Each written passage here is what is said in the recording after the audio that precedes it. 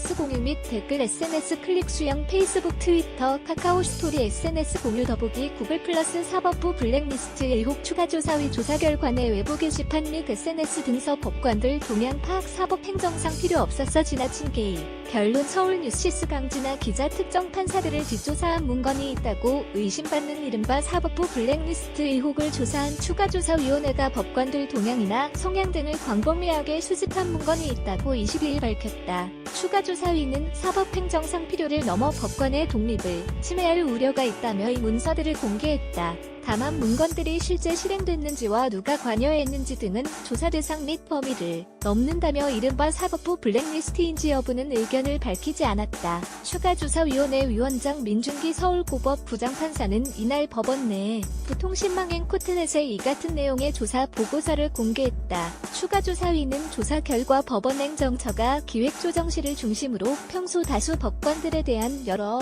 동향과 여론을 구체적으로 파악한 정황이 나타난 문건들이 상당수 발견됐다고 밝혔다. 해당 문건은 각급 법원 주기적 점검 방안 판사들이 회원인 포털 다음 비공개 카페 이판 사판 야단 법석 카페 현황보 고 상고법원 관련 내부 반대 동향 대응 방안 특정 판사들 게시글 및 언론 투고 관련 동향과 대응 방안 등이다. 추가조사위는 법원행정처는 그동안 사법 홀신에 대한 대응, 사법행정 목적 달성 등을 이유로 공식적, 비공식적 방법을 모두 동원해 법원의 운영과 법관의 업무뿐만 아니라 그 외 영역에서도 광범위하게 정보 수집을 해온 것으로 보인다고 지적했다. 이어 심의관 출신 등 이른바 거점법관을 통해 해당 법원의 동향을 주기적으로 파악하고 코트넷 게시판뿐만 아니라 법관들의 익명 카페, 페이스북 등 SNS에서까지 법관들의 동향과 여론을 파악해왔다며 익명 카페 등의 상고법원 설치 등 민감한 사법정책 현안에 부정적이고 비판적인 글이 많이 있다는 이유로 익명 카페 자진 폐쇄 유도 방안까지 검토했다고 밝혔다.